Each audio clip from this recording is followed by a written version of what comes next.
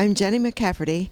I'm here at beautiful Thunder Bay Resort in Hillman, Michigan. And every time I come here, I find out something else about elk. And with us is Jack Matthias, the Velvet Antler Guy. And Jack, I got to ask, what on earth are velvet antlers? Jenny, thanks for asking. Elk antlers grow every year and they fall off. So basically, while they're growing, they can't grow as a solid. They grow primarily as cartilage and soft tissue, and it's covered by a skin that has a soft, fine hair on it, which is where the name velvet came for. But velvet basically applies to the antler when it's in the growth stage in the spring. So there are certain properties that this velvet has that are pretty special, aren't there? Well, there are. It's been used historically in traditional Chinese and Korean medicine for over 2,000 years.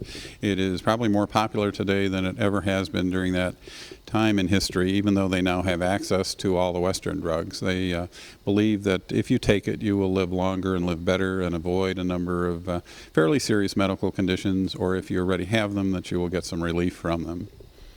When did you first start to wonder about why this was special? I mean, how did it first come to your attention?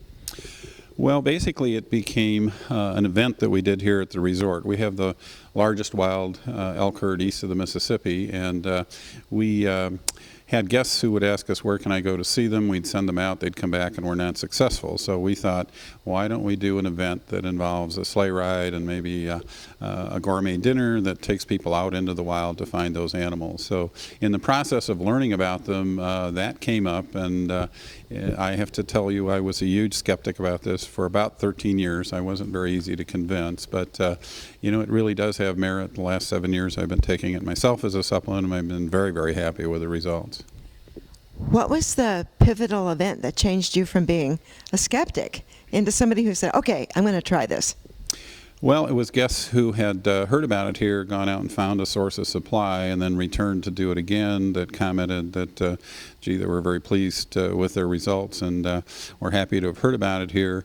I had been on a prescription drug for mild arthritis that was recalled because it was dangerous, and basically thought, well, maybe I should really go and try that. And I was amazed not only that my arthritis symptoms disappeared, but it had a number of other very positive impacts for me medically.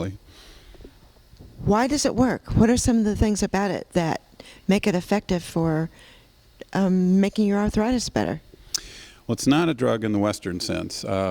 It basically works by stimulating your own body, your own immune system, stimulates your body to regrow cells, and is useful against about 30 different illnesses and conditions. Wow. So, in other words, one of the kinds of things that the human body does is replace itself, and this kind of helps it do that better? It does. Most people are not aware of it, but when those antlers are growing rapidly in the spring, they grow as much as an inch a day. You can almost just about stand there and watch them grow.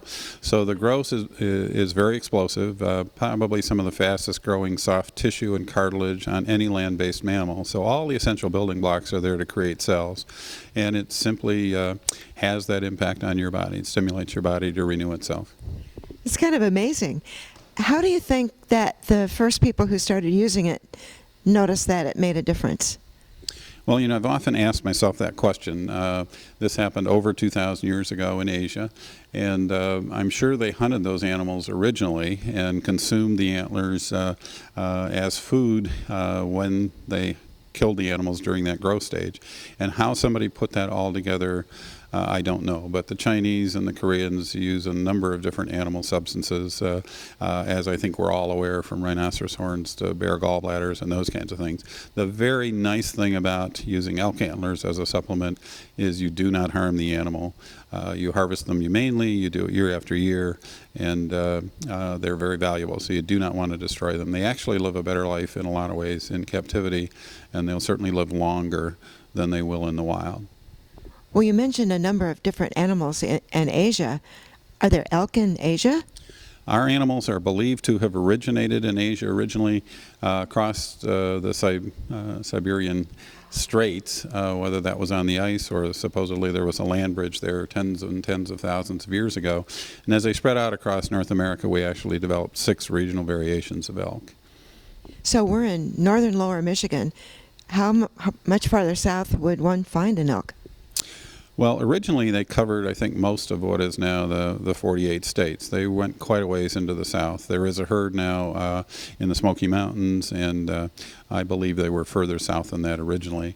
But they're large animals. They're not as wary as white-tailed deer. They were very easy pickings for the early settlers. Here in Michigan, we had wiped out all of our elk by 1875, and then we were the first state to reintroduce them almost 100 years ago now. That was done in 1917. Thinking about antlers makes me think about other animals that have them. Do moose antlers have similar properties?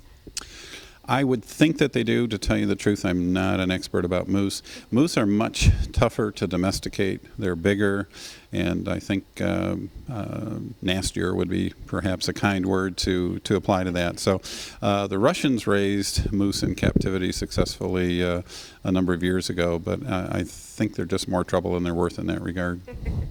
Well, elk are such beautiful animals to watch. They're just so graceful, and they just almost seem elegant, and I wouldn't call a moose elegant. Well, majestic, I think, is the word that's most often applied to elk, and it's appropriate. They are remarkable animals, and that's kind of how we started, is teaching people about the animals and showing them to them. And as I said, I was a skeptic for a large number of years, and kind of mad at myself now that I waited so long. I just turned 70, and I have to tell you, I feel better than I did at either 50 or 60, and I attribute most all of that to the elk antlers. And I know it sounds far-fetched. Well, you don't look 70, but you know what's fun? It's fun finding even more about elk every time we come to Thunder Bay. Thank you. I'm glad you came. Come again.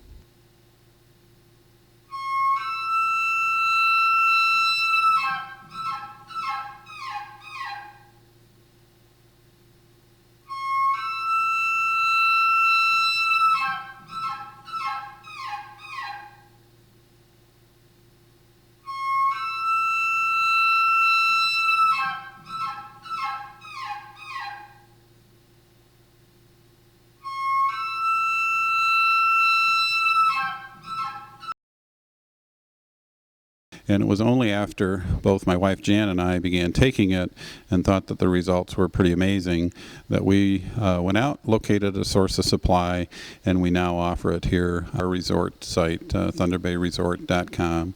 You will be able to review some of the research and obtain additional information. If anybody would like to try it, I live near the elk capital of Michigan, where one of the largest elk herds east of the Mississippi River runs wild through the Pigeon River Forest area. We're in northeast Michigan, in Michigan's Lower Peninsula. In 1971, we built a 9-hole golf course, and in 1990, we added 9 more holes, and we also added some lodging. Our business is called Thunder Bay Resort, and we're located in Hillman, Michigan. Then in the early 90s, we added an elk viewing, sleigh ride, gourmet dinner to our offerings, and these tours would take guests out in the woods in search of wild elk. We were usually able to find the wild elk, but not always. After about 7 years of viewing elk in the wild, we were able to purchase some wonderful property adjoining the resort, and we created our own 160-acre elk preserve. We also added wine tasting to our event and now feature wines from Stony Acres Winery, which opened nearby. USA Today has named our event one of the 10 best sleigh rides in America. The health claims made for Velvet Elk Antler seem to me to be too good to be true. In my role as a guide during our events, we tell people a lot of the interesting things about elk, and I included that information about the claimed health benefits. But for the first 13 years, I remained a skeptic and told people that as well. That changed about 7 years ago when I finally began taking Velvet Antler as a supplement, and I am now very passionate about the results.